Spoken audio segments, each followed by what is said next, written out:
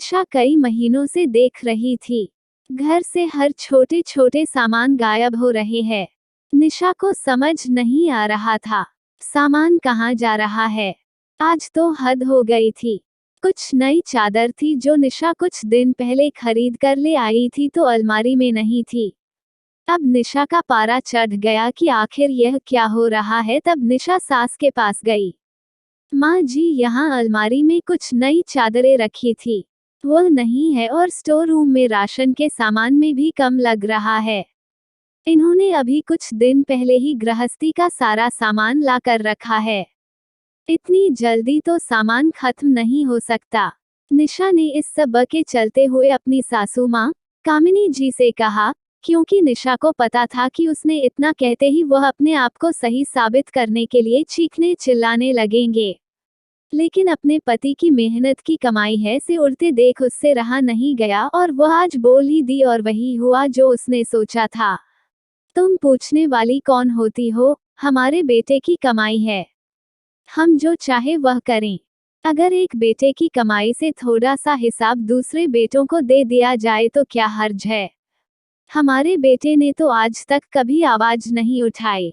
तुम्हारी हिम्मत कैसे हुई? तुम होती कौन हो मुझे आंख दिखाने वाली? तब निशा ने कहा, माँ जी, यही काम आप मुझे बताकर या मुझसे पूछकर भी कर सकती हैं। इस तरह धोखे से करने की क्या जरूरत है? हमेशा मेरी अलमारी से और स्टोर रूम से सामान गायब रहता है।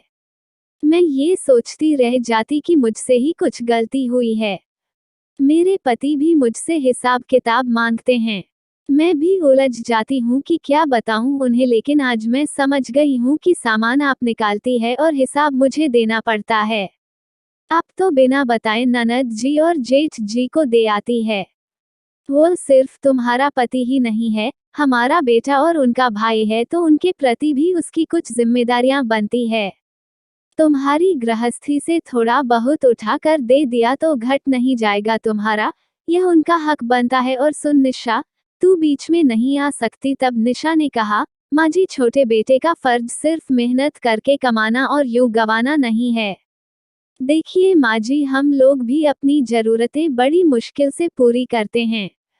रोज इनकी आंखों में घर गृहस्थी को लेकर चिंता देखती हूँ तो मैं भी परेशान हो जाती हूँ। काश कि आपने जेठ जी को भी इनकी तरह मेहनत करके अपने परिवार की जिम्मेदारियों को निभाना सिखाया होता, तो यूं रोज रोज अपनी माँ भाई से मदद मांगना कहाँ तक सही है। बड़े होकर भी कभी छोटे भाई के साथ तो खड़े नहीं हुए और आप हैं अपने ही बेटे को धोखा दे रही है और नंद रानी को अपने घर में संतुष्ट रहना सिखाया होता।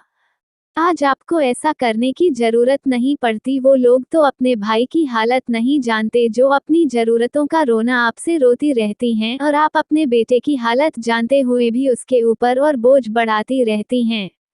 वो जानते हैं कि आपके सामने अपना रोना रोएंगे और आप मेरी गृहस्थी से सामान उठाकर उन्हें पकड़ा देंगी, जबकि मैं भी सबको देखती हूँ। वो लोग सिर्फ आपको दिखाने के गरीब लाचार बने रहते हैं। किसी की मौज मस्त हन्ने उड़ने और खाने पीने में कोई कमी नहीं है। हर दिन लोग होटल बाजी करते हैं, सैर सपाटे करते हैं, सबके पास मुझसे अच्छे कपड़े लगते हैं, और रोज लोग निकल जाते हैं कहीं ना कहीं घूमने के लिए। लेकिन आपकी नजरों में सब बेचारे बने रहते हैं। आपकी आंखें बंद होंगी लेकिन मेरी आंखें खुली है। अब मैं किसी को भी अपने पति की गाढ़ी मेहनत की कमाई में एक हिस्सा नहीं दे सकती। हम लोग सिर्फ आपकी जिम्मेदारी उठा सकते हैं, पूरे परिवार की नहीं। और आगे से मैं अपनी गृहस्थी में ताला लगाकर रखूंगी क्योंकि आपने मेरा विश्वास तोड़ा है। आज निशा ने दो टूक शब्दों में अपनी सासू माँ को अपना फैसला सुनाया था। कामिनी जी चुपचाप खड़ी थी। उनसे कुछ बोलते नहीं बना क्योंकि इतने दिनों तक उन्होंने अपने छोटे बेटे बहू की चुप्पी और अच्छाई का भरपूर फायदा उठाया था।